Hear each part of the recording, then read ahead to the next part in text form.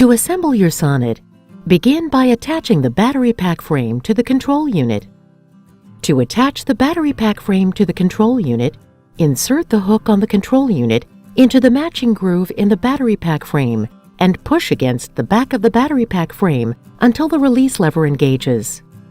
Plug the coil cable into the control unit. Note the correct orientation of the coil cable socket and be careful not to use too much force.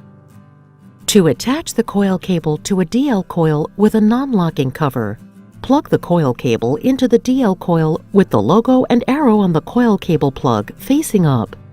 To attach the coil cable to a DL coil with a locking cover, remove the coil cover by lifting the cover from the front with your fingernail.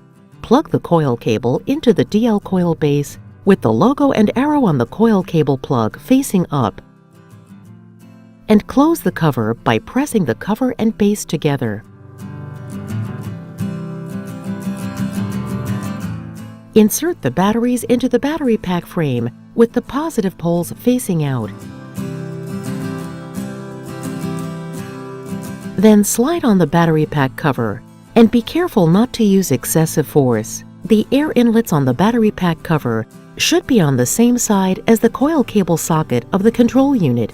To turn on Sonnet, fully close the battery pack cover.